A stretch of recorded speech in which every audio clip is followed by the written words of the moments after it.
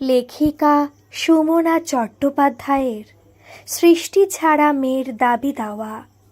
গল্পটি যদি আপনাদের ভালো লাগে তাহলে প্লিজ একটা সাবস্ক্রাইব করে আমার পাশে থাকবেন। তাহলে বেশি দেরি না করে শুরু করা যাক আজকের গল্প। 2.5 বছরের অমৃতার দুরন্তপনা আর কলর বলর কথা দেখে ঠাকুমা ননিবালা চ্যাটার্জি ভবিষ্যৎবাণী করেছিলেন, বড় বৌমা ভালো কথা বলছি, এখন থেকে মেয়েকে শাসন করো, নতুবা এই মেয়ে তোমার সৃষ্টি ছাড়া হবেই হবে।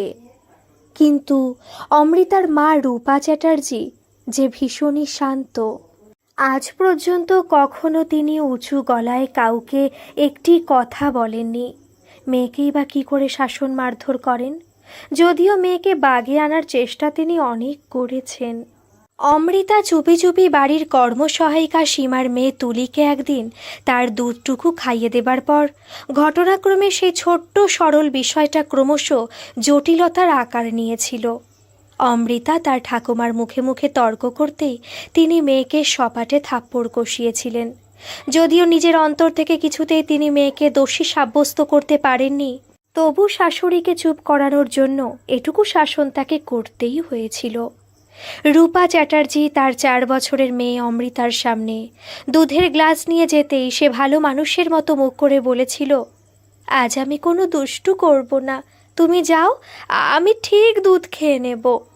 রূপার তখন হাজার কাজ পড়ে আছে। শ্বশুর শাশুড়িকে চা জলখাবার দিতে হবে, অফিসের ভাত রান্না, স্বামী দাওর আর যাকে টিফিন গুছিয়ে দেওয়া, একা হাতে তাকেই তো সব সামলাতে হয়। এক ডাই কাপড়ও তো পড়ে আছে। সীমা সেসব কাজবে বটে, কিন্তু তার আগে সেসব কাপড় জামা সীমাকে সাবান জলে ভিজিয়ে ব্রাশ দিয়ে রগড়ে দিতে হবে। সীমা সোজা সাপটা বলেই দিয়েছে, আমি ধপাস ধপাস করে সব কেচে দেব বৌদি, তারপর বালতিতে চুবিয়ে নিংড়ে দেব।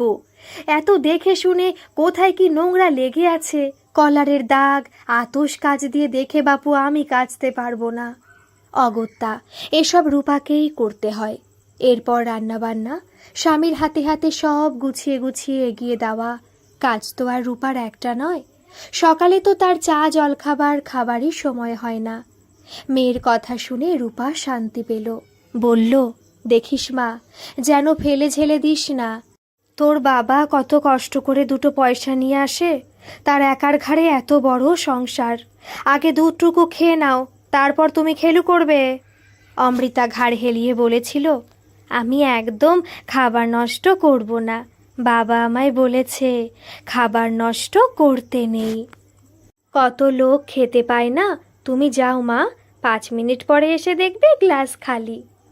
রূপা 5 মিনিট পর এসে দেখল গ্লাস ফাঁকা। কিন্তু দুধ খেলে তার মেয়ের ঠোঁটের ওপর গোফের সাদা দুধের রেখা পড়ে। কই, সেসব তো কিছু নেই। মুখ একেবারে পরিষ্কার। রূপার যেন কেমন সন্দেহ হলো। বলল, তুই সত্যি খেয়েছিস? কই, মুখ হাঁ কর তো দেখি। মেয়ে তো প্রথমে হাঁ করতেই চায় না। রূপা জোর করে মেয়ের গাল টিপে ধরে মুখ খুলে দেখলেন, যা ভেবেছিলেন তাই, একদম পরিষ্কার। মুখের ভেতরে পর্যন্ত দুধ খাবার কোনো চিহ্ন নেই। তখনই দরজার কোণে দাঁড়িয়ে থাকা তুলির দিকে নজর পড়েছিল রূপার। তুলিও বেশ ছোট, আর তখন মোটে 6 বছর বয়স। রূপা তুলির হাত টেনে ধরে জিজ্ঞেস করলেন, তুই কখন এলি রে? তুলি কাঁদো কাঁদো গলায় বলল, এই তো কাকি, তুমি যখন বনুকে দুধ দিয়ে গেলে তার 2 মিনিট আগেই এসেছি, উঠোনে ছিলাম, তুমি দেখতে পাওনি। রূপা বলল, সে ঠিক আছে, কিন্তু অমৃতাকে আমি যে গ্লাসে দুধ দিয়ে গেলাম সেটা ও কি করলো, তুই দেখেছিস? তুলি এবার ভ্যাঁ করে কেঁদে ফেলল। আমি খেয়েছি কাকি, বনু আমাকে খেতে বলল, তুমি ওকে বকো না কাকি, আমারও খুব লোভ লাগছিল দুধটা দেখে, কেমন মোটা সরপড়া দুধ। মা তো খালি আমাকে দুধের মধ্যে জল ঢেলে দেয়, ওই রকম ক্ষীর মিষ্টি দুধ মা আমাকে কখনো দেয় না। তুলিকে দেখে খুব মায়া লাগছিল রূপার।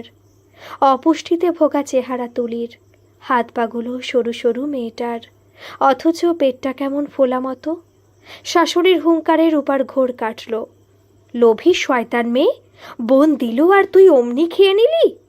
বলেই আবার সীমাকে উদ্দেশ্য করে চিৎকার করলেন, ওরে সীমা, তোর মেয়ের কাণ্ড দেখে যা। হ্যাঁ রে সীমা, তোর মেয়ে তো বড় হয়ে মস্ত ডাকাত হবে রে। আজ দুধ দেখে সে লোভে পড়ে আমার নাতনির হাতে দুধের গ্লাস কেড়ে খেয়েছে। কাল তো লোকের কান টেনে ধরে সোনার দুল খুলে নেবে রে, নাকি গলার হার ছিনতাই করবে রে। দেখিস কোন দিন না আবার মানুষ খুন করে বসে। ঘটনার আকস্মিকতায় হতভম্ব হয়ে গেছে রূপা। কী সব যাতা বলে যাচ্ছেন মা? সামান্য একটু দুধ খেয়েছে মেয়েটা। রূপারই তো উচিত ছিল অন্তত একদিন তার নিজের ভাগের ওই 2 হাতা দুধটুকি তুলিকে দেওয়া। বয়সে শিশু হলেও সে ন্যায্য কাজটাই তো তার মেয়ে করেছে। বলতে গেলে মনের মধ্যে মেয়েকে নিয়ে সেই মুহূর্তে রূপা এক প্রকার প্রচ্ছন্ন গর্ব অনুভব করছিলেন। অবশ্য তার শাশুড়ির কাছ থেকে এই কাজের প্রশংসা আশা করাটাই বাতুলতা। কিন্তু তাই বলে ওইটুকু শিশু সম্পর্কে তার শাশুড়ি ননিবালা দেবী যে এত কদর্য এবং কুৎসিত ভাষা প্রয়োগ করতে পারেন, সেটাও রূপা ভাবতে পারছিল না। সীমা এ বাড়ির বিশ্বস্ত কাজের লোক। এর আগে সীমার শাশুড়ি আর ননদ এ বাড়িতে কাজ করে গেছে। আজকালকার দিনে এরকম একজন বিশ্বস্ত কাজের লোক পাওয়াও তো মুশকিল। শাশুড়িমা সীমাকে এভাবে গালাগালি করতে পারেন সেটা রূপা ভাবেনি। গরিব বলে কি ওদের কোনো মান সম্মান নেই? সীমা তার এই মেয়ে অন্তঃপ্রাণ, কাজেই সে কাজ ছেড়ে দিয়ে যদি চলে যায় তখন কি হবে? রূপা মনে মনে ভাবল, কী বার হবে? রাগ করে সীমা যদি কাজ ছেড়ে দিয়ে চলেও যায় তখন রূপা তো আছেই, এই চাটুজ্জে বাড়ির বিনি মাইনের ঝি। জাতকুল গোত্র দেখে ঠিকুজি কোষ্ঠী মেলিয়ে সেই জন্যই তো তাকে এই বাড়ির বউ করে আনা হয়েছে। 10 ভরি সোনা, 50,000 টাকা নগদ আর খাট বিছানা আলমারি বাসন কোসনের সঙ্গে বাবা রূপাকে মন্ত্র পড়ে দান করেছিলেন এই বাড়ির দাসী হবার জন্য। তো বিনিময়ে এ বাড়ির ভাত খাবে রূপা, মাথার ওপর ছাদ পাবে আর নামের পাশে স্বামীর পদবি লিখে ধন্য হয়ে যাবে। কান্না পাচ্ছিল রূপার। কেন যে এই সামান্য বিষয় নিয়ে মেয়েকে জেরা করতে গেল? সীমা কলতলায় বসে বাসন মাজছিল। হাতে ছাই সাবান নিয়েই ছুটে এসেছে সীমা। সীমার চোখে জল। সন্তানকে এভাবে বললে মায়ের চোখে জল তো আসবেই। মেয়ের নড়া ধরে হ্যাঁচকা টান মেরে সীমা সেই ছাই মাখা হাতেই মেয়ের গালে চড় কষিয়ে বলল, কি করেছিস তুই? কেন তোর জন্য আমাকে লোকের কাছে এত কথা শুনতে হবে? কেবল খাই খাই স্বভাব। যার বাপ 30 দিনে 25 দিন বাড়ি ফেরে না, বেপাত্তা হয়ে ঘুরে বেড়ায় এদিক সেদিক, তার মেয়ের আবার এত নোলা কিসের রে? রূপার প্রশ্নে যে মেয়ের চোখ দিয়ে একটু আগে জল বেরিয়েছিল সেই মেয়েই এখন মায়ের হাতে মার খেয়ে মুখ শক্ত করে দাঁড়িয়ে রইল। রূপার বুকটা কেমন ছ্যাঁত করে উঠল। আজ শনিবার। রূপার মা বলতেন শনিবার নাকি খড়বার। তবে রূপার মনে হয় শনিবার হলো লক্ষ্মীবার। আজ তার মেয়ের জন্মবার। প্রতি শনিবার বেশ ঘটা করে লক্ষ্মী আর গণেশের পুজো করে রূপা। রূপার মা শনিবার করে মন্দিরে গিয়ে শেতলা পুজো করতেন। রূপা তাড়াতাড়ি করে সীমার কবল থেকে তুলিকে উদ্ধার করে আঁচল দিয়ে তার মুখ মুছিয়ে বললেন, শিশুরা হলো ভগবানের রূপ মা, আপনি ওকে আর কিছু বলবেন না।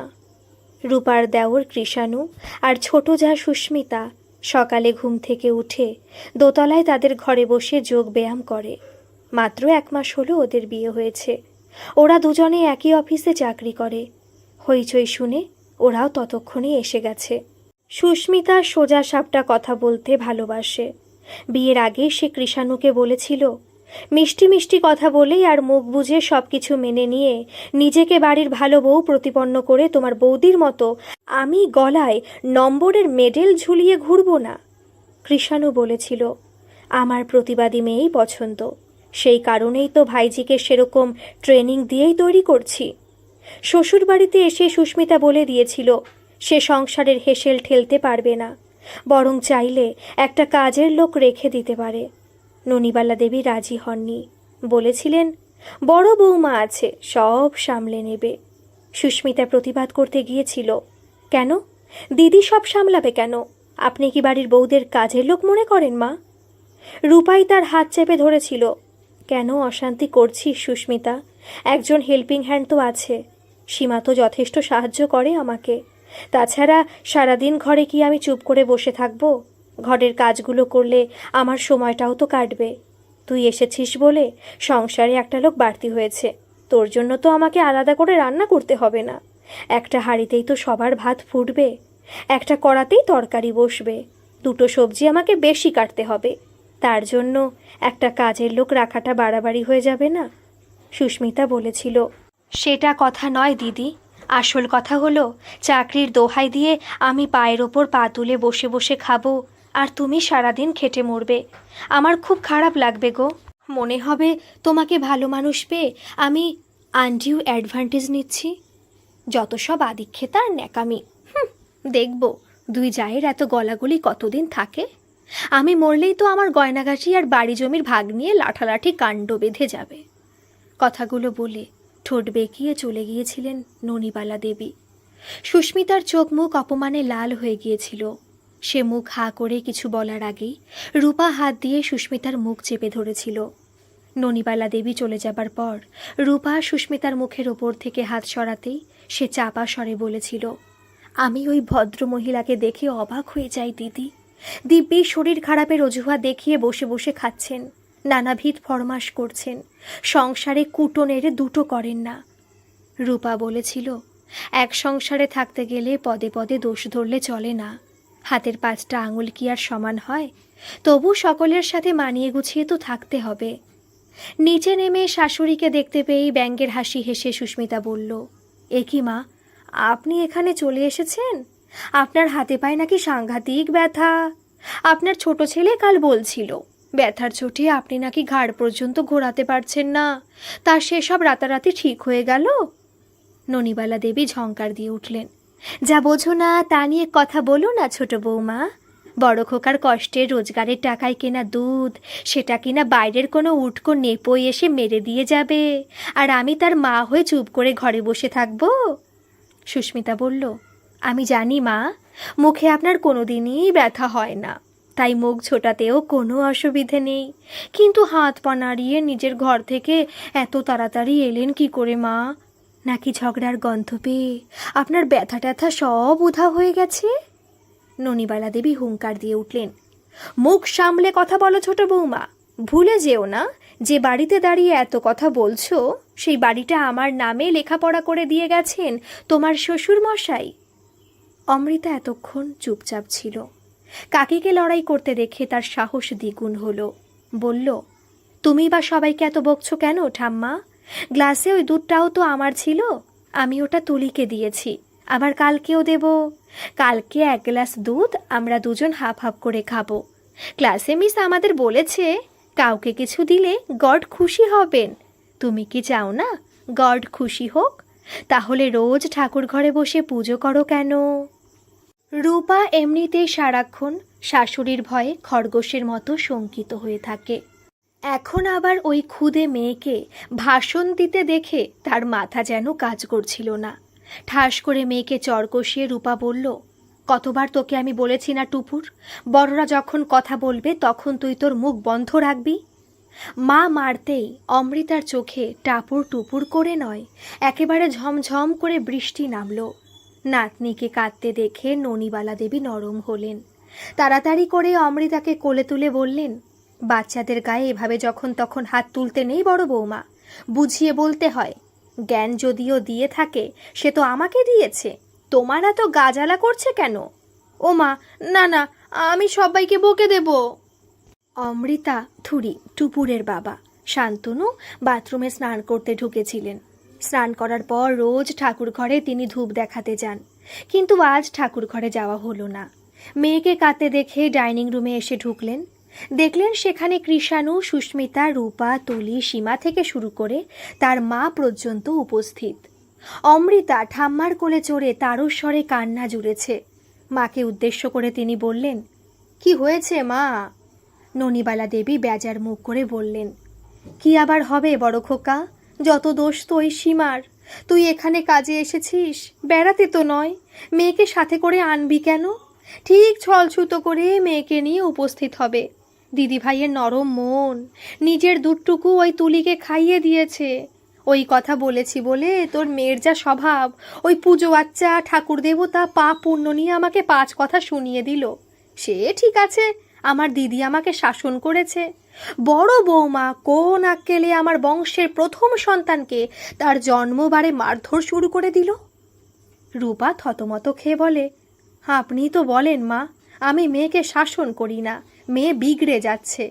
ননিবালা দেবী গম্ভীর স্বরে বললেন, মেয়েকে বুঝিয়ে বলতে হবে, তার বাবার এত টাকা নেই যে চতুর্দিকে দানছত্র খুলে বসবে। সুস্মিতা বলল, আর আপনি যে রোজ ওই বিড়ালটাকে দুধ খাওয়ান, তাতে বুঝি খরচ হয় না?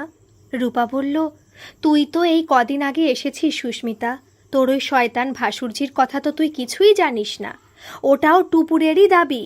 সেই 1.5 বছর বয়স থেকেই ওর দাবি দেওয়ার শেষ নেই। ওই তো বলেছিল ম্যাওকে দুধ খাওয়াবো, পাজি মেয়ের সে কি বায়না, কিচ্ছুটি খেতে চাইছে না, মুখে 2টি ভাত দিলেই বের করে ফেলে দিচ্ছে। তাই মা তখন বলেছিলেন, বেশ তো বৌমা, সেও তো কেষ্টর জীব, দিও ম্যাওকে একটু জল ঢালা দুধ। অমৃতা পিটপিট করে মায়ের দিকে তাকিয়ে ঠাম্মার বুকে মুখ লোকালো। শান্তনু চ্যাটার্জি হো হো করে হেসে উঠে বললেন, এখন আমার মেয়ের দাবি হচ্ছে তুলির জন্য 1 পো দুধের বন্দোবস্ত করতে হবে। বলেই হাসি থামিয়ে বিরস মুখ করে বললেন, তুই ভুল জায়গায় জন্মেছিস রে মা, তোর কোনো জমিদার বাড়িতে জন্ম নেওয়াই উচিত ছিল রে। অমৃতা বলল, আমি সেটা বলিনি বাবা, আমি শুধু বলেছি আমি আর তুলি দিদি অর্ধেক করে খাবো। রুমা, সৃষ্টি, শ্রীপর্ণা ওদের তো দাদা দিদি আছে, আমাকে ওরা বলেছে ওরা ওদের দাদা দিদিদের সাথে সব কিছু ভাগ করে খায়।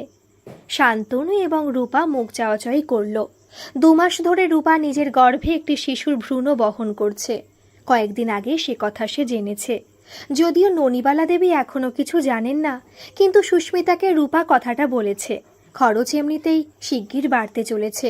সে কথা ভেবে কিছুদিন আগেই শান্তনু চাকরির পাশাপাশি শাড়ি বিক্রির একটা বিজনেস শুরু করবে ভেবেছিল। ওরা বজবজের যে নুঙ্গি বলে জায়গাটিতে থাকে, সেখানে ধারে কাছে এখনো তেমন দোকান টোকান হয়নি। শান্তনু ঠিক করেছে অফিস থেকে ফেরার পথে হাওড়ার মঙ্গলাঘাট থেকে শাড়ি কিনে আনবে, খদ্দেরের অভাব হবে না।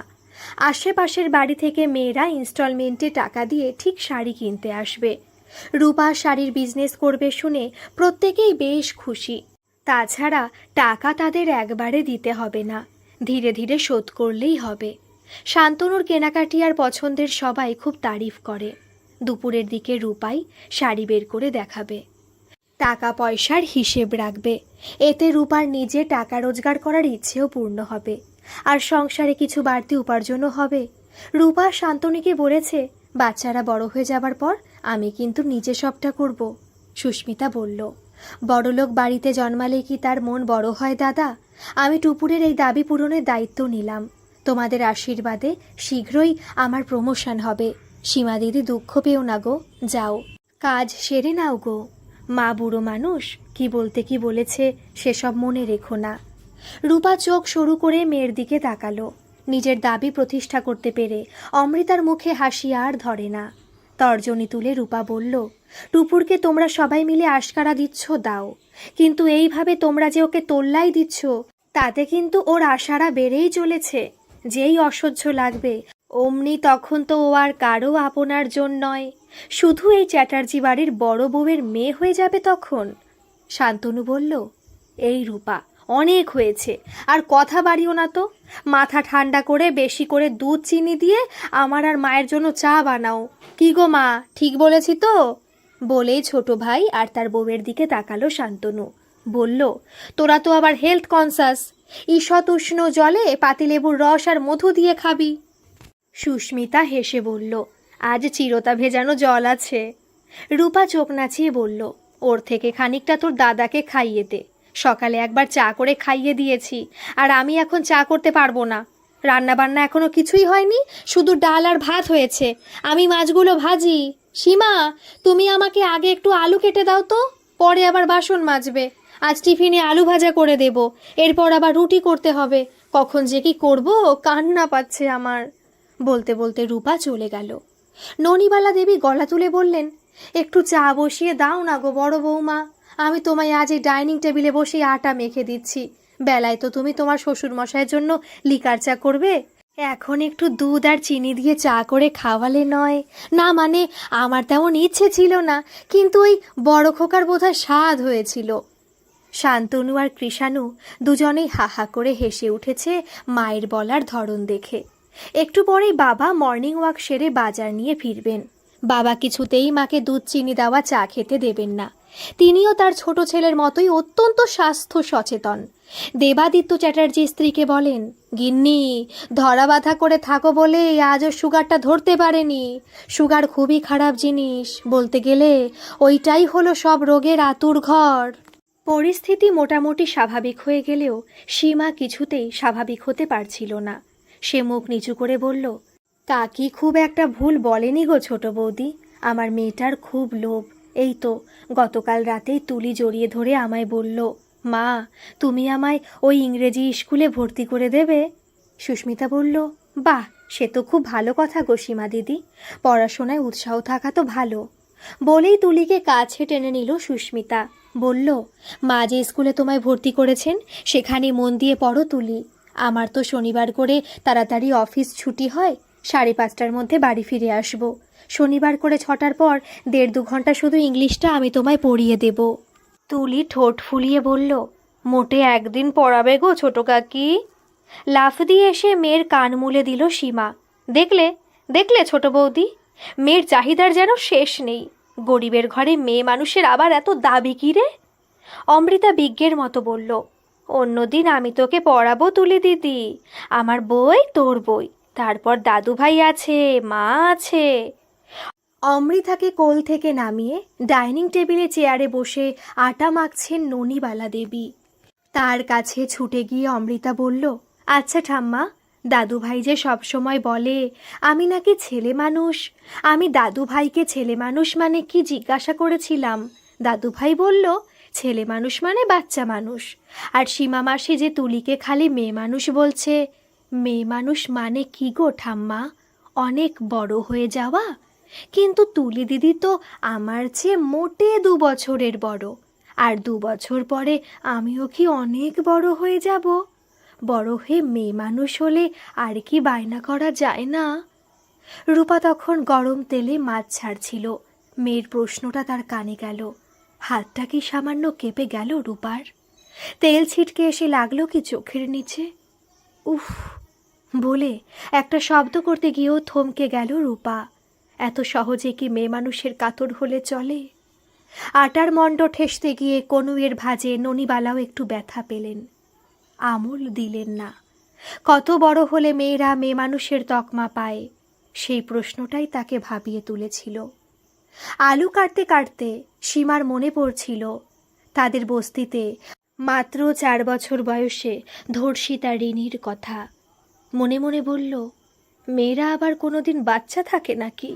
তাইলে স্কুলে পড়ার সময়টাকে ছেলেবেলা বলে কেন? ওসব আদিক্ষেতা লোকে শুধু ব্যাটা ছেলেদের নিয়েই করে। স্নানে যাবার প্রস্তুতি নিচ্ছিল সুস্মিতা। কৃষাণু তাকে তাড়া দিল, তাড়াতাড়ি বাথরুমে ঢোকো, তারপর আমার জন্য একটু চাটনি বানিয়ে দেবে। আজ অনেক ঝামেলা হয়ে গেছে, বৌদি করতে পারবে না। শেষ পাতে চাটনি না হলে তো আমার আবার ভালো লাগে না। অফিসে সুস্মিতা কৃষাণুর চেয়ে উচ্চ পদে চাকরি করে, মাইনেও বেশি পায়। অফিসে মান্যগণ্য করে চললেও বাড়িতে কৃষাণুই তার বস। কৃষাণুর কিছু কিছু হুকুম তাকে তামিল করতেই হয়। হাতে তোয়ালে নিয়ে বাথরুমের দিকে এগোতে এগোতে সুস্মিতা ভাবছিল, সে কি বিয়ের পর তার বাবার আদুরে ছোট্ট মেয়ে থেকে রাতারাতি বড় হয়ে মেয়ে মানুষ হয়ে গেল? কেউ যেন কোনো নির্দিষ্ট উত্তর কিছুতেই খুঁজে পেল না। মর্নিং ওয়াক থেকে সেরে দেবাদিত্য চ্যাটার্জি তখন ফিরে এসেছেন। দরজা দিয়ে ঢুকেই নাতনির প্রশ্নটা তারও কানে গেছে। নাতনি তো বেশ একটা জব্বর প্রশ্ন করে সবাইকে চুপ করিয়ে দিয়েছে। তিনি ফিক করে হেসে ফেললেন। দাদুকে হাসতে দেখে অমৃতা প্রশ্নটা তার দাদুকেই করল, তুমি জানো দাদু, মেয়ে মানুষ মানে কি? দেবাদিত্য চ্যাটার্জি স্মিত হেসে বললেন, সংসারে মেয়ে মানুষ হলো কাদামাটি আর ঘাসের মতো, পদদলিত হয়ে থাকাই তার ভবিতব্য। আমরা যতই আধুনিক হই না কেন, এই চিন্তাধারার পরিবর্তন বিচ্ছিন্নভাবে কোথাও কোথাও হলেও তাকে গোড়া থেকে উৎপাটন করা একেবারেই সম্ভব নয়। দেবাদিত্য বাবুর উত্তর শুনে ননিবালা দেবী, রূপা, সুস্মিতার সীমা কারোরই সংসারে মেয়ে মানুষের প্রকৃত স্থান কোথায় বুঝে নিতে খুব একটা অসুবিধা হলো না। শুধু অমৃতা বুঝতে পারল না, দাদুর দিকে হা করে তাকিয়েছিল। দেবাদিত্য বাবু নাতনিকে কোলে নিয়ে বললেন, মেয়েরাও যে মানুষ সেইটাই কেউ ঠিকমতো বোঝে না দিদি। তুমি যখন লেখাপড়া শিখে অনেক বড় হবে, চাকরি করে নিজের পায়ে দাঁড়াবে, তখন বরং তুমি সবাইকে বুঝিয়ে দিও যে মেয়েরাও মানুষ। পারবে তো দিদি? অমৃতার কি আর এত তর্স হয়? কি যে বলে দাদু! কবে সে লেখাপড়া শিখবে, চাকরি করবে, বড় হবে? কেবলই তার মাথার মধ্যে প্রশ্নটা ঘুরপাক খাচ্ছে। মনে মনে হিসেব করছিল অমৃতা, সে তো এখনো মায়ের কোমর থেকেও নিচে। বড় হতে যে এখনো অনেক দেরি। কি করে যে সে এখনই তার সব বন্ধুদের, বিশেষ করে অরুণাভ দাদাকে বুঝিয়ে দেয় যে মেয়ে বলেই সে মোটে হেলাফেলা নয়। অরুণাভ দাদা তার বন্ধু রুমার দাদা। অরুণাভ দাদা সুযোগ পেলেই বলে, তোরা মেয়েরা হলি ঢ্যাঁড়স, সেই কারণেই ঢ্যাঁড়সকে ইংরেজিতে লেডিস ফিঙ্গার বলে। কি যে তখন রাগ হয় অরুণাভ দাদার ওপর। মেয়েরা কেন ঢ্যাঁড়স হবে? মেয়েরাই তো কত কাজ করে। বাবা পারবে মায়ের মতো সকালে ঘুম থেকে উঠে এত কাজ করতে? মায়ের যেদিন খুব জ্বর হয়েছিল সেদিন অমৃতা বাবাকে বলেছিল তার স্কুলের ব্যাগ গুছিয়ে দিতে। বাবা তো ব্যাগের সাথে সেদিন একবার জলের বোতল দিতে ভুলে যায়, তো এই পেন্সিল বক্স দিতে ভুলে যায়। সব কিনা এই অমৃতাকে মনে করিয়ে দিতে হচ্ছিল। এমনকি শার্পনার দিয়ে যে পেন্সিলের শীষটা ছুলে দিতে হবে সেটাও বাবা জানে না। মায়ের একদিন একটু শরীর খারাপ হলেই পুরো বাড়িরই নাজেহাল অবস্থা হয়। ঠাকুমা কি সুন্দর করে তাকে খাইয়ে দেয়, রূপকথার গল্প বলে ঘুম পাড়িয়ে দেয়। দাদু এসবের কোনটা পারে? খালি বই নিয়ে পড়ার ঘরে বসে থাকে। কি সব যে বলে! অমৃতা তো অর্ধেক কথা ঠিক করে বুঝতেও পারে না। কাকিমা যখন অফিসে বেরোবে বলে শাড়ি পরছে, অমৃতা তখন পর্দা ধরে উকি দিল। অমৃতা দেখল কাকিমা শাড়ির কুচি ঠিক করে দিতে বলছে কাকুকে। কাকু হাসি হাসি মুখে সেটা করে দিলেও ওই কথাটাই কাকিকে বলছে, কি যে পারো তোমরা, একক প্রচেষ্টায় নিজের পোশাকটাও তো পরতে পারো না।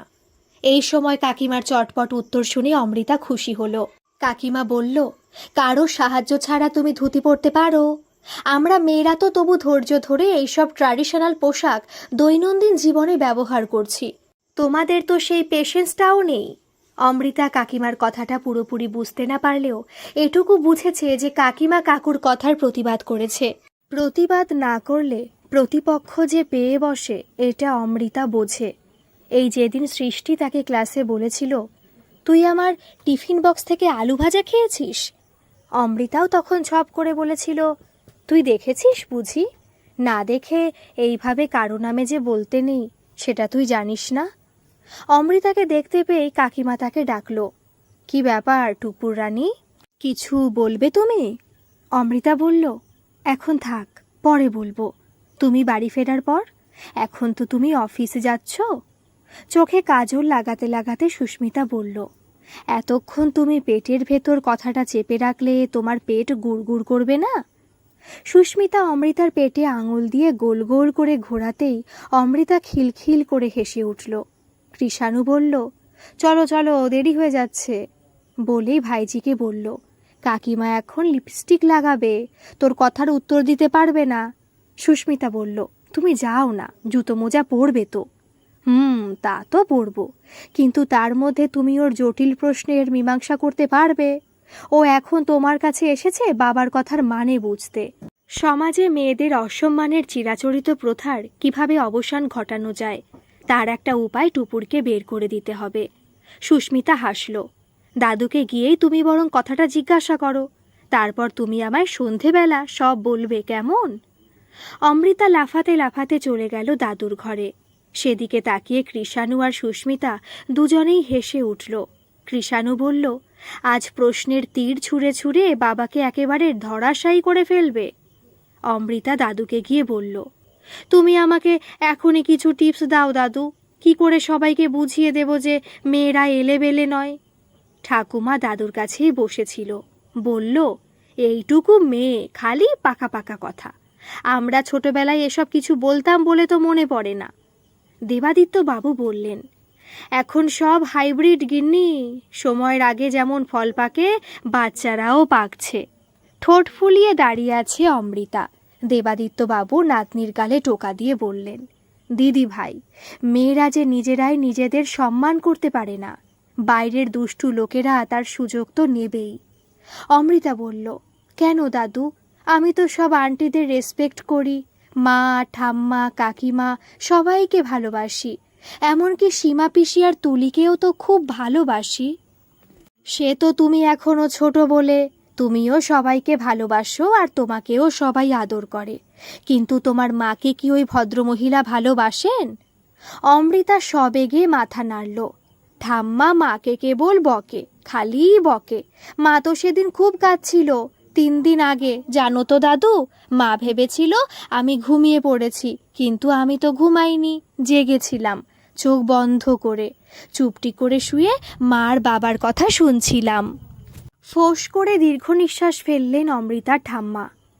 নিশ্চয়ই ইনিয়ে বিনিয়ে তোর মা আমার নামে নিন্দে করছিল। গোপন তথ্য ফাঁস করল অমৃতা। মা তো ঠিক কথাই বলেছে ঠাম্মা, সবসময় তুমি মাকে খ্যাচর খ্যাচর করো। যা বলি সবই তো তোদের ভালোর জন্যই। যাই হোক, শুনে বড় খোকা কি বলল? অমৃতা হাত দিয়ে মাথা চুলকে মনে করার চেষ্টা করল। একটু ভেবে নিয়ে বলল, বাবা মাকে বলছিল, একটু মানিয়ে নাও রূপা, মা যে সর্বদা অহেতুক তোমার দোষ ধরেন সে কথা আমি জানি, কিন্তু তাই বলে পাখির মতো অথবা জন্তু জানোয়ারদের মতো আমি তো বড় হয়ে মানুষ হয়ে বাপ মাকে ভুলে ফুরুত করে উড়ে চলে যেতে পারি না। বলেই গম্ভীর হয়ে গেল অমৃতা। এই তো 1 মাস আগে কাকিমা বিয়ে করে মা বাবা সব্বাইকে ছেড়ে দিয়ে এখানে চলে এলো। তখন অমৃতার খুব আনন্দ হয়েছিল। কাকিমা আসার পর অমৃতা সারাক্ষণ তার গায়ে লেপ্টে বসেছিল। এ কথাও ঠিক, কিন্তু ওই কথাটা তো আগে ভেবে দেখেনি। কাকিমা বড় হয়ে তার মা বাবাকে ফেলে ফুরুত করে উড়ে এ বাড়িতে চলে এলো। কই, কাকু তো কোথাও গেল না। তাদের পাড়াতেও তো অমৃতা দেখেছে, মেয়েরাই কেবল কাঁদতে কাঁদতে শ্বশুর বাড়ি যায়। সব সময় মেয়েদেরই যে কেন কাঁদতে হয় কে জানে। দেবাদিত্য বাবু বললেন, শুনলে গিন্নি, 1000 বার বলেছি তোমায়, সব সময় বড় বৌমাকে তুমি খোঁটা দিও না, নিজের মেয়ের মতো ভালোবাসতে চেষ্টা করো। ছেলেরা আলাদা হয়ে গেলেই তোমার উচিত শিক্ষা হবে। ভেতরে ভেতরে আশঙ্কিত হলেও ননিবালা দেবী ফোঁস করতে ছাড়লেন না। আমাকে কি এখন বড় বৌমার পায়ে ধরে ক্ষমা চাইতে হবে? সে তো তোমাকে মা বলে ডাকে, শাশুড়ির অহংকার থেকে নিজেকে মুক্ত করে তুমি তার মা হতে পারো না? একবার খোঁজ নিতে ইচ্ছে করে না তোমার? সকাল থেকে যে মেয়েটা সবার মুখের সামনে খাবার ধরছে, সেই মেয়েটা এখনো কিছু খেয়েছে কি না? মাছের মুড়োটা সবসময় নিজের ছেলেদের পাতে না দিয়ে একদিন তোমার বড় বৌমার পাতে দিতে ইচ্ছে করে না তোমার? জিজ্ঞাসা করেছো কোনো দিন সে কি খেতে ভালোবাসে? সব সময় ছেলেদের পছন্দের খাবার না বানিয়ে মাঝে মধ্যে তো বৌমাদের পছন্দ অনুযায়ী কিছু রান্না করতেও পারো। বড় খোকার বিয়ের আগে বেয়ান আমায় বলেছিলেন, দাদা, মেয়েটা নিজে খাবার বেড়ে খেতে পারে না, দিদিকে বলবেন আমার মেয়েটাকে যদি একটু বসিয়ে খাওয়ান তাহলে বড় ভালো হয়। কতবার ভেবেছি আমি না হয় বড় বৌমাকে একদিন একটু প্লেটে খাবার সাজিয়ে পরিবেশন করব, কিন্তু তোমার যা মধুর বচন, সাহসী হয়নি। বাহ, খুব ভালো। তার মানে আমরা 2 বুড়ো বুড়ি মিলে এখন 2 বউয়ের সেবা করব? ছেলেদের শাশুড়িদের হুকুম যখন, তখন তো তা পালন করতেই হবে। দেখলে তো গিন্নি, সব সময় তুমি আমার কথার উল্টো মানে করো। সে কি আমাদের সেবা যত্ন করে না? তাহলে একটু যত্ন পাবার অধিকার কি তারও নেই? এক হাতে যেমন তালি বাজে না, তেমনি সংসারে একজনই কেবল দিয়ে যাবে, পাবে না কিছুই, সেই নিয়মে কিন্তু ভালোবাসা আশা করা যায় না। বোধহয় তুমি তাদের কাছ থেকে সেরকম কিছু প্রত্যাশাও করো না। তুমি ভাবো সংসারটা হলো যুদ্ধক্ষেত্র আর বৌমারা তোমার শত্রুপক্ষ। চোখ রাঙানি আর তোমার মুখের কামানের গোলা ছোটানোতে ঢিলেমি দিলেই তারা তোমার ওপর ঝাঁপিয়ে পড়বে। অমৃতা একটুক্ষণ তার একটা হাতের তালু দিয়ে তালি বাজানোর বৃথা চেষ্টা করল। তারপর বিফল হয়ে বলল, মা এখনো কিছু খায়নি ঠাম্মা, মা খালি কাজ করেই যায় আর করেই যায়। চলো না ঠাম্মা, আজ মাকে তুমি খেতে দেবে। ননিবালা দেবী নাতনির অনুরোধ ফেলতে পারলেন না। অমৃতার হাত ধরে বললেন, চলো তো দিদি, দেখি তোমার মা এখন কী রাজকার্য করছেন। রূপা তখন ফ্রিজ পরিষ্কার করছিল। ননিবালা দেবী বললেন, সংসারের কাজ তো সারা রাত দিন ধরে করলেও শেষ হবে না মা। আকাশ মেঘলা করেছে, জামা কাপড় সব ছাদ থেকে তুলে আনতে হবে। আমার তো হাঁটু ব্যথা মা, সিঁড়ি ভাঙতে পারবো না। তুমি আমায় ওগুলো ছাদ থেকে তুলে এনে দাও, আমি সেসব ঘরেই মেলে দিচ্ছি। পাখা চালিয়ে দেব, সব দিব্যি শুকিয়ে যাবে। বারবার তোমায় আর ওপর নিচ করতে হবে না। রূপার মনে হলো এ যেন ভূতের মুখে রাম নাম। শাশুড়ি তাকে সারাদিনে 100 বার ওপর নিচ করায়। বৃষ্টি পড়লে ছাদে গিয়ে জামা কাপড় তুলতে বলে, আবার রোদ উঠলেই সেসব ছাদে গিয়ে মেলতে বলে। অমৃতা তার পেটে আসার 3 মাস পর থেকে বাচ্চা না হওয়া পর্যন্ত অবশ্য রেহাই দিয়েছিলেন। তার কিছুদিন পর থেকেই আবার জেকে সেই। পুনরায় সে গর্ভবতী হয়েছে, এই কথাটা রূপা আজই শাশুড়িকে বলবে ভাবছিল। এই কয়েক মাস সীমাকেই কাপড় কাচার পর ছাদে গিয়ে মেলে দিতে বলবে। জল ঝরে খানিক শুকিয়ে যাবার পর সীমা বাড়ি যাবার আগে ওগুলো তুলে দিয়ে যাবে। এতবার সিঁড়ি দিয়ে ওঠানামা সে করতে পারবে না। রূপা ভাবল, সে কথাটা বলার আগে শাশুড়ি কি কিছু টের পেয়েছেন? অন্যমনস্ক স্বরে রূপা বলল, হ্যাঁ মা, সব তুলে নিয়ে আসছি। জামা কাপড় তুলে এনে রূপা দেখল শাশুড়ি তার জন্য প্লেটে খাবার সাজিয়ে অপেক্ষা করছেন। গ্যাসে কিছু একটা খাবারের গন্ধ পেল রূপা। ননিবালা দেবী বললেন, তুমি খেতে বসো মা, আমি এখনই ডিমের পোচ এনে দিচ্ছি। আবার ডিমটা কেন নষ্ট করতে গেলেন মা? ভেবেছিলাম আজ ওরা বাড়ি ফিরলে ফ্রেঞ্চ টোস্ট বানিয়ে খাওয়াবো। কেন, খালি ওরাই খাবে কেন? মেয়েরা খেলে সেটা বুঝি ভস্যে ঘি ডালা হয়? ছেলেদের তুমি পাউরুটি টোস্ট করে দেবে। শুকনো টোস্ট কেউ খাবে না মা। এখনও তো একটা ডিম ফ্রিজে আছে, বেসনের মধ্যে একটা ডিম ফেটিয়ে আমি ভেজে দেবক্ষণ। তুমি চিন্তা করো না। আজ সকালে তোমার শ্বশুরকে ডিম আনতে বললে না কেন মা? অমৃতার প্লেটে পোচ সাজিয়ে দিয়ে ননিবালা দেবী বললেন, কয়েকদিন আগে খাওয়াতে রাশ টেনে সঞ্চয় করার কথা বলেছিলেন শাশুড়ি। আজ রাতারাতি তাকে ভোল পাল্টাতে দেখে বিমূঢ় হয়ে বিস্ময়ে তাকিয়ে থাকল রূপা। ননিবালা দেবীর সবটাই মনে ছিল। বললেন, পয়সা তো আর আমরা সাথে করে নিয়ে যাব না মা, তাই পেট মেরে সঞ্চয় করার কোনো অর্থ হয় না। তুমি আজকালকার দিনে লেখাপড়া জানা মেয়ে, আমি যদি কিছু ভুল বলেই থাকি নির্বিবাদে সে কথাটা মেনে না নিয়ে আমাকে বুঝিয়ে বলতেও তো পারতে। ননিবালা দেবী নাতনিকে বললেন, মাকে বসিয়ে খাওয়াও তো দিদি, আমি ততক্ষণ জামা কাপড়গুলো মেলে দিয়ে আসি।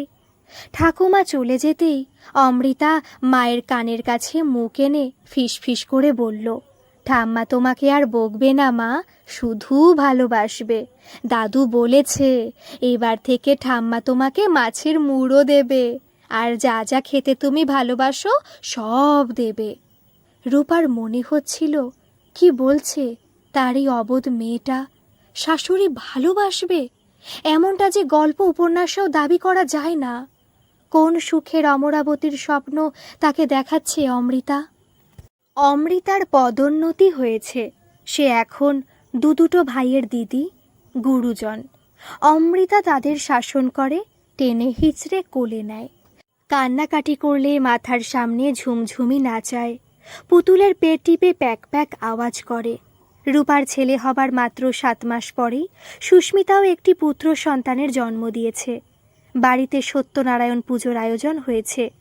সিন্নি খেতে খেতে পাশের বাড়ির পুটি দিদি অমৃতাকে বলল, বাড়িতে তোর আদর এইবার বুঝি কমলো রে টুপুর? অমৃতা অবাক হয়ে জিজ্ঞেস করল, কেন? পুটি বিজ্ঞের মতো বলল, ইস কি বোকা রে তুই, কত জ্ঞানের কথা বলিস আর এটুকু বুঝলি না? এতদিন তুই একা ছিলি, তাই তো সবাই তোকে নিয়ে আদিক্ষেতা করত। এখন তোর ভাই হয়েছে, আবার তোর কাকিমারও ছেলে হয়েছে, দেখবি কেউ আর তোকে বুঝবেই না। হাত চেটে সিন্নি খেয়ে অমৃতা বলল, তুই একটা বুদ্ধু রামপুটি দিদি। কিশোর স্যার এই জন্যই তোকে সেদিন মাথা মোটা বলছিল। মায়ের কাছে আমরা হলাম তাদের এক একটি অঙ্গ প্রত্যঙ্গ। মা নিজে আমায় কথা বলেছে। তোর হাতে তো 5টা আঙুল আছে, তুই বলতে পারবি পুটি দিদি এর মধ্যে কোন আঙুলটা তোর বাড়তি? কেউ যদি একটা আঙুল তোর হাত থেকে কেটে নেয়, তোর বুঝি লাগবে না? পুটি অনেক কষ্ট করে ক্লাসে ওঠে, বাড়িতেও সবাই তাকে মাথা মোটা বলে। এখন অমৃতা সে কথা বলতেই পুটির কান দুটো লাল হয়ে উঠেছিল, কিন্তু সাংসারিক ব্যাপারে সে নিজেকে যথেষ্ট অভিজ্ঞ বলে মনে করে। ঠোঁট উল্টে বলল, ওসব হলো মন ভোলানো কেতাবি কথা, বাস্তবে সব উল্টো। মেয়েদেরকেই সবসময় সব ব্যাপারে স্যাক্রিফাইস করতে হয়, তোকেও সেটাই করতে হবে। দেখবি সব ব্যাপারেই তোর ভাইরাই প্রায়োরিটি পাবে, কারণ ওরা ছেলে। পুটি দিদির কথা মন থেকে বিশ্বাস না করলেও একটা কাঁটা তার মনের মধ্যে বিঁধেই রইল। তুলি দিদি সব শুনে বলল, ছাড় তো টুপুর ওর কথা, সারাক্ষণ ও কেবল কুটকাচালি করে। কিন্তু পুটি দিদি যে সবটুকু মিথ্যে কথা বলেনি সেটা কিছুদিনের মধ্যেই বুঝতে পারল টুপুর। ক্লাস 4 পাশ করার পর অমৃতা সেটা বুঝতে পারল। খাবার টেবিলে বসে বাবা বলল, দুজনের এত খরচ সামলাতে পারছি না গো, এবার বরং টুপুরকে সরকারি স্কুলে ভর্তি করে দাও। বাবার মুখে কথাটা শুনে টুপুরের চোখে জল উপচে আসছিল। এরপর মায়ের উত্তরটা শুনে আরও অবাক হয়ে গেল টুপুর। মা বলল, হ্যাঁ তা তো বটেই, সাধ্যের বাইরে গিয়ে কোনো কিছু করতে গেলে বাড়তি পরিশ্রম করতে হবে, শরীর কি সেই ধকল সইতে পারবে? আর মেয়ের লেখাপড়ার পেছনে এত খরচ করে হবেই বাকি। ঠাম্মা বলল, ঠিকই তো, মেয়েকে খরচ করে লেখাপড়া শিখিয়েছ জানলে মেয়ের শ্বশুরবাড়ির লোকেরা কি ছেড়ে দেবে? যৌতুক তো তাদের দিতেই হবে। দাদু পর্যন্ত হাসতে হাসতে বলল, বেশি লেখাপড়া করলে দিদির চুল উঠে যাবে, চোখের তলায় কালি পড়বে, তখন তো আর কেউ তোকে পছন্দ করবে না রে টুপুর। তুই বরং এখন থেকে রূপচর্চার দিকে মনোনিবেশ কর, মেয়েদের রূপটাই হলো তাদের আসল যোগ্যতা।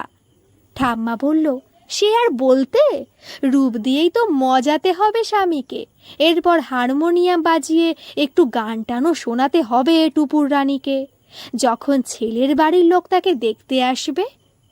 পুটি দিদির বড়দি গত বছর উচ্চ মাধ্যমিক পাশ করার পর থেকে তাকে দেখতে আসে। ওই দেখতে আসার সময় একদিন অমৃতা গিয়েছিল ওদের বাড়ি। মুখে পাউডার মেখে মাথা নিচু করে বসেছিল শ্যামলা বুড়ি দিদি। পাত্রের দিদি গান শুনতে চাইল। বুড়ি দিদি তখন হারমোনিয়াম বাজিয়ে একটা রবীন্দ্রসঙ্গীত গাইল। কতবারও ভেবেছিনু আপনা ভুলিয়া, তোমারও চরণে দিব হৃদয়ে খুলিয়া। পুটি দিদি টুপুরকে বলল, চল টুপুর, ওই জানলার সামনে গিয়ে দাঁড়িয়ে দেখি। অমৃতা বলল, কেন, ওই জানলায় যাব কেন, এখান থেকে তো বেশ দেখতে পাচ্ছি।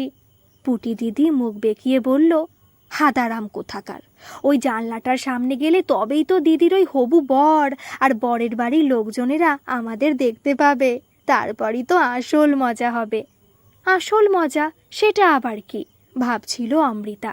পুটি দিদি ততক্ষণে সে জানলাটার সামনে গিয়ে দাঁড়িয়েছে, অমৃতাও এসেছে পুটির পেছন পেছন। তারপর মাত্র কয়েক মিনিট ওখানে দাঁড়ালো পুটি দিদি। যে লোকটা বুড়ি দিদিকে দেখতে এসেছিল তার সাথে পুটি দিদির দৃষ্টি বিনিময় হতেই পুটি সরে চলে এলো সেখান থেকে। কিন্তু তারপরে মৃদু গোলমাল লেগে গেল। পুটি শুনতে পাচ্ছিল কে যেন হেরে গলায় বলছে, আপনার ঘরে এইমাত্র একটা ফর্সা টুকটুকে সুন্দরী মেয়ে দেখলাম, তাকে ঘরে লুকিয়ে রেখে এই কেলে কুৎসিত মেয়েটাকে আমায় দেখাচ্ছেন? আপনারা তো দেখছি খুব চিটিংবাজ। কাঁদো কাঁদো গলায় অনুনয়ের সুরে পুটি দিদির বাবা বলল, ওটা আমার মেজো মেয়ে বাবা, বড় মেয়ের বিয়ে না দিয়ে আমি মেজো মেয়ের বিয়ে দিই কেমন করে, আপনারাই বলুন আমাকে। মৃদু গুঞ্জন উঠল, আমাদের সেসব জানার দরকার নেই, আমাদের ওই মেজো মেয়েকেই পছন্দ, রাজি থাকলে বলুন, নতুবা আমরা আসছি। চক্রবর্তী জেঠু নতমুখে হাত কচলাচ্ছিলেন। পাত্রের বাবাকে উদ্দেশ্য করে বললেন, ও কিন্তু বছর বছর ফেল করে দাদা, আমার বড় মেয়ে লেখাপড়ায় যথেষ্ট ভালো। রোগা কালো অল্প বয়সী লোকটি ফুঁসে উঠল, পণ্ডিত বউনি আমি কি করব শুনি, বিয়ের পর সে আমাকে পড়াতে বসবে নাকি? রাগে অগ্নিশর্মা হয়ে পুটি দিদির মা ঘরে ঢুকে এসেছিল। তোকে যে আমি পই পই করে বারণ করে গিয়েছিলাম ওদিকের জানলার সামনে তুই যাবি না, সেই গিয়েছিলি তো। পুটি দিদির সঙ্গে সঙ্গে জবাব দিল, বেশ করেছি। তোমাদের তো ওই বড় মেয়েকে নিয়ে খুব অহংকার। ও নাকি লেখাপড়ায় ভালো, গুণ দিয়ে ওর কালো কুচ্ছির চেহারা নাকি ঢেকে দেবে তোমরা। কি এবার লেখাপড়ার গুমর ঠান্ডা হয়েছে তো? জেঠিমা সেদিন চুলের মুঠি ধরে পুটি দিদিকে খুব মেরেছিল। জেঠু এসে ছাড়িয়ে দিয়ে বলল, রূপেই মেয়ে মানুষের কদর গো গিন্নি, তুমি ওকে মেরো না। এ বরং এক পক্ষে ভালোই হয়েছে গো। কতদিন আর তুমি তোমার মেজ মেয়েকে চোখের আড়ালে রাখতে? একসময় না একসময় দেখতে তো পেতই। আর সেটা যদি বিয়ের পর হতো, আরও বড় বিপত্তি হতো হয়তো। বিয়ের আগেই আমাকে চিটিংবাজ বলল। বিয়ে হয়ে গেলে হয়তো বুড়িকে ওরা মেরেই ফেলতো, নতুবা বাপের বাড়িতে বসিয়ে দিয়ে যেত। আমি সাতপাঁচ ভেবে পুটির সাথে তার বিয়ের পাকা কথা বলে এলাম। কাঁদতে কাঁদতে মাটির ওপর উবু হয়ে বসে পড়েছিল জেঠিমা। এ আমার কি সর্বনাশ হলো গো বুড়ির বাবা!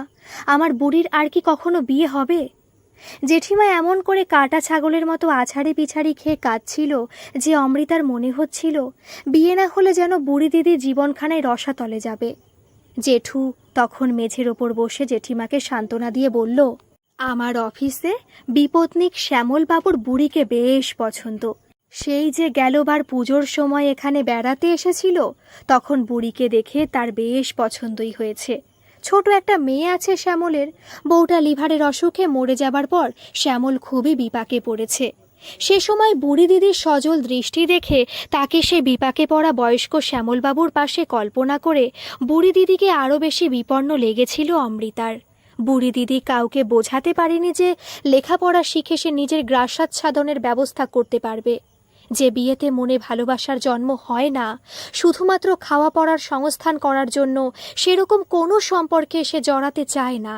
আর আজ দাদুর কথাবার্তা শুনে অমৃতা নিষ্পন্দ হয়ে দাঁড়িয়েছিল। তাকে নিয়ে বাড়ির মানুষগুলোর নিষ্ঠুর আলোচনা এবং সহাস্য রসিকতায় তার কানে আঙুল দিতে ইচ্ছে করছিল। অমৃতার মনে হচ্ছিল মেয়ে জন্মই হলো বিপন্নতার গভীর গর্ত। কাকিমা এসে পিঠে হাত রাখতেই চমকে ঘুরে তাকালো অমৃতা। কাকিমা ফিসফিস করে বলল, আমার ঘরে আইটুপুর, অনেক কথা আছে। অমৃতা নিঃশব্দে কাকিমাকে অনুসরণ করল। কাকিমার খাটে এসে বসল অমৃতা। এটা কাকিমার বাবা বিয়েতে যৌতুক দিয়েছিলেন। আরও কি কি যেন সব দিয়েছিলেন, ফ্রিজ, টিভি, এসি, ছাদের ওপরে ট্যাঙ্কে জল ওঠানোর জন্য নতুন পাম্প পর্যন্ত বসিয়ে দিয়েছিলেন কাকিমার বাবা। এসবই নাকি মেয়ের বিয়েতে দেওয়া ভালোবাসার উপহার। তার চাকরি করা আধুনিক কাকিমা কেন যে কোনো প্রতিবাদ করেননি, এটাও তো এক ধরনের অপমান। চোয়াল শক্ত করল অমৃতা। কাকিমা বলল, রাগ করিস না টুপুর, যে কোনো পরিস্থিতিতে মেয়েদের মাথা ঠান্ডা রাখতে হয়। কথায় কথায় এত রাগ করলে চলে না। শোন টুপুর, স্কুলটা বড় কথা নয়, জ্ঞানার্জনই হলো শেষ কথা। চাকরির জন্য যখন ইন্টারভিউ দিতে যাবি অথবা যখন নানা ধরনের কম্পিটিটিভ পরীক্ষাগুলোতে বসবি, তখন সবাই দেখবে তুই প্রশ্নের উত্তরগুলো ঠিকঠাক দিতে পারছিস কি না। স্কুল কলেজ থেকে পড়ে আমরা কয়েকটা ডিগ্রি পাই, ব্যাস। তাই বড় নামকরা স্কুলে তুই পড়তে পারছিস কি না এসব নিয়ে ভেবে মন খারাপ না করে তোকে নিষ্ঠা ভরে লেখাপড়াটা চালিয়ে যেতে হবে। মনে রাখিস, সেখানেও পদে পদে বাধা পাবি তুই। পড়তে বসলেই দেখবি নানা কাজের ফরমায়েশ করে সবাই মিলে তোকে ব্যতিব্যস্ত করছে। তোর মা তোকে কখনো রান্নার কাজে সাহায্য করতে বলবে, কখনো তোর কাকু তোকে চা করে খাওয়াতে বলবে। এসব প্রতিকূলতা জয় করে তোকে এগিয়ে যেতে হবে। এসবই হলো মেয়েদের জীবনের স্ট্রাগল। মেয়েদের পড়াশোনার জন্য খরচ মানে হলো বাজে খরচ। কারণ একটাই, বিয়ের সময় যৌতুক দিতে হবে। এটার জন্যই বাপের বাড়িতে মেয়েরা এত তুচ্ছ তাচ্ছিল্যের পাত্রী। তোমাদের বাড়িতে গিয়ে যখন ঠাকুমা যৌতুক চেয়েছিলেন, তখন তুমি প্রতিবাদ করনি কেন কাকিমা? বলতে পারোনি তুমি কেন এসব জিনিস যৌতুক দেওয়া হবে তোমাদের বাড়ি থেকে? কেন তোমাকে খাট নিয়ে ঢুকতে হবে? কাকু কি মাটিতে শুতো এতদিন? জামা কাপড় কি মেঝেতে রাখতো কাকু? নাকি ফ্রিজ আমাদের ছিল না? এতক্ষণে বাক্যস্ফূর্তি হয়েছে অমৃতার। আরও কিছু বলতে যাচ্ছিল অমৃতা, তার হাত চেপে ধরে সুস্মিতা তাকে থামালো। ওরে তুই চুপ কর, এসব কথা তোর কাকুর কানে গেলে যে আমার সংসারে অশান্তির আগুন লেগে যাবে। এটাই বেশিরভাগ মেয়েদের ভাগ্য। বুঝেছিস টুপুর? যতই লেখাপড়া শেখো, চাকরি বাকরি করো, নানা দান সামগ্রীর সাথে মেয়েকে সম্প্রদান করেন মেয়ের বাবা। নগদ টাকা যে পণ চাওয়া হয়নি, এটাই নাকি সে অনেক বড় মনের পরিচয় দিয়েছে বলে তোর কাকু মনে করেন। আর আমি কার কাছে প্রতিবাদ করব বলতো? তোর কাকুকে আমি নিজেই পছন্দ করেছিলাম। সে আমাকে কথা দিয়েছিল কোনো যৌতুক সে নেবে না। অথচ তোর ঠাকুমা যখন আমাদের বাড়ি গিয়ে একগাদা জিনিসপত্র দাবি করে বসলো, তখন তো আমরা দুজনেই অফিসে ছিলাম। বাড়ি এসে সব শুনে যখন বাবাকে বললাম, তোমরা রাজি হলে কেন? তোমাদের কাছে এসব চাওয়ার তো কথা ছিল না। তখন আমার গর্ভধারিণী মা আমাকে চোখ রাঙিয়ে বলল, এটাই নাকি নিয়ম। মেয়ের বাড়ি থেকে যৌতুক না দিলে নাকি আত্মীয় পরিজন পাড়া প্রতিবেশীর কাছে সম্মান নষ্ট হয়। তোর কাকু পর্যন্ত আমাকে কি বলেছিল জানিস? যৌতুক নেবার বিরোধী হলেও সে নাকি তার মায়ের কথার কোনো প্রতিবাদ করতে পারবে না। অমৃতা মনে মনে প্রতিজ্ঞা করল, বড় হয়েই অপমানজনক কুপ্রথার প্রতিবাদ সে করবেই, কিন্তু তার জন্য প্রথমে তাকে উচ্চশিক্ষায় আলোকিত হতে হবে। অমৃতার মনে হলো আজ খরচ কমানোর জন্য বাবা তাকে কম পয়সার স্কুলে ভর্তি করতে চাইছে। কে জানে, এরপর হয়তো খাতা পেন অথবা গৃহশিক্ষক রাখা নিয়েও কৃপণতা করতে চাইবে। অমৃতা বলল, কাকিমা, তুমি আমাকে লেখাপড়ার ব্যাপারে সাহায্য করবে তো? সুস্মিতা বলল, অবশ্যই করব। আমি যেটুকু জানি তোকে উজাড় করে পড়াবো, আর টুকিটাকি কিছু লাগলে বলিস, আমি তোকে কিনে দেব। ক্লাসে ফার্স্ট হয় অমৃতা। মাধ্যমিকেও সে দুর্দান্ত রেজাল্ট করেছে। প্রথম 20 জনের মধ্যে সে আছে। সায়েন্স গ্রুপে একদম ফাটাফাটি নম্বর পেয়েছে অমৃতা। অমৃতা বলে সবটাই সম্ভব হয়েছে তার কাকিমার জন্যই। কাকিমা সাহায্য না করলে, তাকে সাহস না জোগালে সে হয়তো লেখাপড়া করতেই পারতো না। ভালো রেজাল্ট করা তো দূরের কথা। কাকিমা বলে, ধুর বোকা মেয়ে, নিজের ইচ্ছে না থাকলে বাইরের কেউ কি তাকে এগিয়ে দিতে পারে? তোর নিজের জেদেই তুই সব কিছু করেছিস। মা বাবা দাদু সকলকে সত্যি অবাক করে দিয়েছে অমৃতা। অমৃতা যে লেখাপড়ায় এতটা ভালো, কেউ সে কথা এতদিন বুঝতেই পারেনি। মাকে রান্নার কাজে সাহায্য করত অমৃতা। সীমা পিসি আর কাকিমা রান্নার কাজে মাকে যতই সাহায্য করুক, নানা ছলছুতো করে মা তাকে রাখতই। মাকে অবশ্য এজন্য দোষ দিতেও পারে না অমৃতা। পাড়ার লোক থেকে শুরু করে আত্মীয় স্বজনেরা, এমনকি মামার বাড়িতে গেলে মামি পর্যন্ত যে মাকে কথা শোনাতে ছাড়তো না। সবাই বলতো, মেয়েকে ঘরের কাজকর্ম শেখাচ্ছ তো টুপুরের মা, নইলে কিন্তু মেয়ে শ্বশুর বাড়িতে ঘর করতে পারবে না। ছেলেরা অফিস কাছারি করে ঘরে এসে বিশ্রাম নেয়, বাজার করে দেওয়া ছাড়া তাদের তেমন কোনো দায়িত্ব থাকে না। মেয়েদের কিন্তু এত সহজে নিষ্কৃতি নেই। ঘরে বাইরে দুটোকেই সমান দক্ষতার সঙ্গে সামাল দিতে হয়। তাদের যেমন অফিসে গিয়ে ফাইলপত্র সামলাতে হয়, হিসেব নিকেশ দেখভাল করতে হয়, অথবা ঝড়ের গতিতে টাইপ করতে হয়, তেমনই কিন্তু ভাদ্র মাসে তালের বড়া, শীতকালে পিঠে পায়েস করেও খাওয়াতে হয়। এসব না পারলেই সংসারের পরীক্ষায় সে শূন্য পায়। তেমন মেয়ের বাপু সমাজে কোনো মূল্যই নেই। তাই লেখাপড়া শেখার তালে এসবও শিখেছে অমৃতা। কেমন করে তালের রস বের করতে হয়, কতটা পরিমাণে নারকেল কোড়া, গুড় আর আটা মিশিয়ে তালের বড়া ভাজতে হয়, কুড়ুনি দিয়ে চোখের নিমেষে কিভাবে নারকেল কুড়ে ফেলতে হয়, খুন্তি নেড়ে নেড়ে কেমন করে নাড়ুতে পাক দিতে হয়, শিলে মিহি করে সর্ষে বেটে ইলিশ, চিংড়ি, ভেটকির পাতুরি থেকে শুরু করে কষা মাংস, ফুলকো লুচি, কোনটা শিখতে বাকি রেখেছে অমৃতা। অতিথি আপ্যায়ন থেকে শুরু করে বাড়ির গুরুজনদের হাত পা টিপে সেবা যত্ন করা, পরিপাটি করে ঘরদোর গুছিয়ে রাখা, সবটাই বেশ আগ্রহ ভরে আয়ত্ত করেছে অমৃতা। মাধ্যমিকে দুর্ধর্ষ রেজাল্ট করার পর অমৃতার ছবি তো কাগজেও বেরিয়েছিল। বাড়িতে সবাই তখন বলেছে, তুই যে এতটা ভালো আমরা বুঝতে পারিনি রে, তাহলে ঘরের কাজ করে আমরা তোকে সময় নষ্ট করতে দিতাম না। অমৃতা বলেছে, আমিও তোমাদের মতো করেই ভাবতাম। আর তোমরা যখন আমাকে কাজ করতে বলতে, প্রথম প্রথম আমি বেশ রেগে যেতাম, কিন্তু কাকিমা আমাকে বলেছিল, কোনো কাজকেই কখনো ছোট ভাবিস না টুপুর, সব কাজ শিখে রাখলে জীবনে কোনো দিন ঠকবি না, বুঝেছিস? আর এই যে লেখাপড়া তালে নানা রকম কাজ তুই সমান দক্ষতার সঙ্গে করছিস, এর ফলে তুই অনেক সমৃদ্ধ হয়ে যাচ্ছিস। অরুণাভ দাদাও এসেছিল রেজাল্ট বেরোনোর পর। মাথা নিচু করে তাকে বলেছিল, তুই আমাকে ক্ষমা করিস টুপুর। অমৃতা হেসে বলল, কেন? অরুণাভ বলেছিল, একটা কথা আমি খুব ভুল জানতাম রে, তুই আমাকে চোখে আঙুল দিয়ে সবটা দেখিয়ে দিয়েছিস। মেয়েরাই সব পারে, ছেলেরা তো শুধু বাইরের কাজটাই করতে পারে। অমৃতা বলল, বেশি বেশি ভদ্রতা করছো না? আমি যেন জানি না তুমি আমার চেয়েও খুব ভালো রেজাল্ট করেছিলে। অরুণাভ বলল, পরীক্ষার রেজাল্টই কি সব? ঘরের কাজ তো আমি কিছুই জানি না। অমৃতার একটু মজা করতে ইচ্ছে হলো, বলল, তাহলে শেষ পর্যন্ত স্বীকার করছো তো পুরুষ জাতটাই একেবারে অকর্মণ্য? অরুণাভ বলল, লেডিস ফিঙ্গার মানে কিন্তু লতপতে আর হরহরে ঢ্যাঁড়স। অমৃতা বলল, সে তুমি যাই বলো অরুণাভ দাদা, খাদ্যবস্তুটার গুণ কিন্তু অনেক, ঠিক মেয়েদের মতো। আমাদের সীমা পিসির মেয়ে তুলি দিদি পর্যন্ত তার সমস্ত অর্থনৈতিক প্রতিবন্ধকতা জয় করে মাধ্যমিক পাশ করেছে। এখন বিউটিশিয়ান কোর্স করছে তুলি দিদি। কথা বলতে বলতে দুজনেই হাসছিল শব্দ করে। অমৃতার ঠাম্মা আর মা ভ্রু কুঁচকে এসে দাঁড়ালো। অরুণাভর পদবী পাল, তারা ব্রাহ্মণ নয়, তাই এই দুই প্রাচীনপন্থী রমণী ভয় পাচ্ছিল এভাবে বেশি মেলামেশা করতে গিয়ে তাদের মধ্যে প্রেম না হয়ে যায়। অরুণাভ বিষয়টা বুঝতে পারছিল। আরও ভালো রেজাল্ট চাই উচ্চ মাধ্যমিকে টুপুর। মাধ্যমিক পরীক্ষা হলো নদী, আর উচ্চ মাধ্যমিক হলো সমুদ্র। সেই কথা মনে রেখে লেখাপড়া করতে হবে টুপুর। কথাটা বলে হেসে চলে গেল অরুণাভ। উচ্চ মাধ্যমিক পাশ করার পর যাদবপুরে অঙ্ক অনার্স নিয়ে ভর্তি হয়েছে অমৃতা। ফার্স্ট ক্লাস পেয়ে পাশ করার পর এমএসসিতেও ফার্স্ট ক্লাস পেল অমৃতা। বাবা বললেন পিএইচডি করতে, কিন্তু অমৃতা ব্যাংকের চাকরির পরীক্ষায় বসেছিল।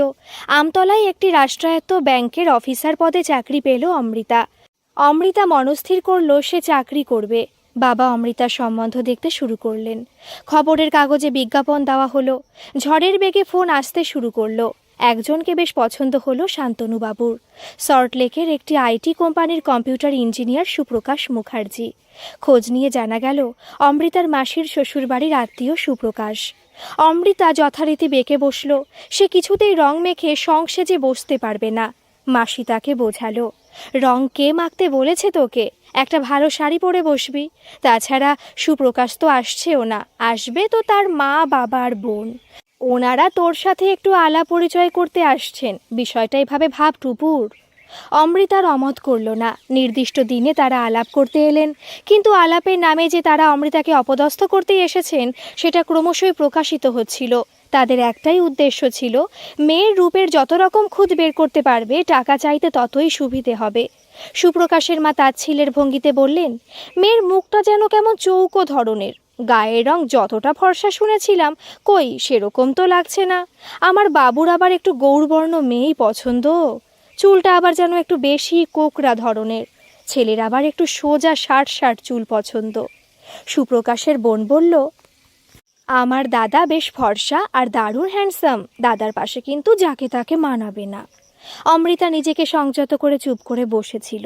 বাবা তাকে আগে থেকে মুখ বন্ধ করে রাখতে বলেছেন। এত খুঁত বের করতে দেখে অমৃতার বাবা মা, দাদু ঠাম্মা সবাই বেশ মুষড়ে পড়েছিল। তারা শুনেছিলেন পাত্র নাকি 2 লক্ষ টাকার বেশি মাস মাইনে পায়। এত টাকা একসাথে কখনো দেখেনি রূপা। মরিয়া হয়ে রূপা বলল, বলছি কি দিদি, ছেলে দেখতে আসবে না? সুপ্রকাশের বাবা বলল, হ্যাঁ ছেলে তো দেখবেই, মেয়ে ট্যারা না খোড়া সেটা স্বচক্ষে না দেখেই কি সে বিয়ে করবে? কিন্তু সে বড় কোনো হোটেলে গিয়ে দেখা সাক্ষাৎ করবে, আধুনিক স্মার্ট ছেলে কি না। তবে তার আগে আপনি আপনার মেয়েকে কতটা কি যৌতুক দিতে পারবেন সেটা খোলাখুলি জেনে নেওয়াই ভালো। বলেই অমৃতাকে তিনি বললেন, তুমি এবার যেতে পারো মা। মেয়েকে নানাভাবে বঞ্চিত করে এতদিন ধরে ধীরে ধীরে শান্তনু চ্যাটার্জি অনেক সঞ্চয় করেছেন। বললেন, ও সব নিয়ে ভাববেন না বেয়াই মশাই, আমি মেয়েকে 15 ভরি সোনা দেব, এরপর খাট, বিছানা, আলমারি, টিভি, ফ্রিজ সবই দেব, কোনো কার্পণ্য করব না। সুপ্রকাশের বাবা হাসল।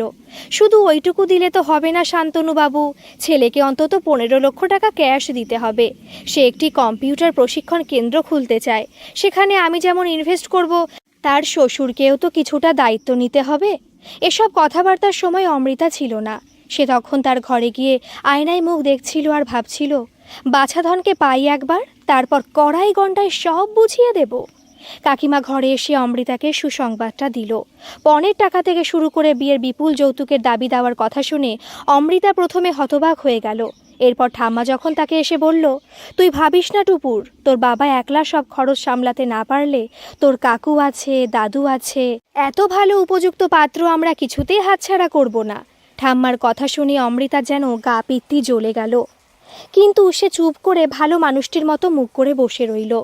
হোটেলের নির্দিষ্ট টেবিলে সুপ্রকাশের সাথে দেখা করল অমৃতা। হাসি মুখে বলল, আপনার বোনের কাছে শুনছিলাম সুপ্রকাশ বাবু, আপনি নাকি খুব হ্যান্ডসাম, কিছু মনে করবেন না সুপ্রকাশ বাবু, আমার কিন্তু মোটেই তা লাগছে না। অপমানে কান মাথা গরম হয়ে গেছে সুপ্রকাশের। সে বলল, আপনি ঠিক কী বলতে চাইছেন অমৃতা? একটু ক্লিয়ার করে বলবেন প্লিজ। অমৃতা হাসল। কেন সুপ্রকাশ বাবু, আপনি কি আয়নায় নিজেকে দেখেন না? আপনার তলপেটে তো বিশ্রী রকমের একটা টায়ার দেখা যাচ্ছে। মুখ দিয়ে সিগারেটের ধোঁয়া বের করছিল সুপ্রকাশ। সেদিকে তাকিয়ে অমৃতা বলল, আপনাকে দেখে আমার একটা ছড়া মনে পড়ে যাচ্ছে সুপ্রকাশ বাবু।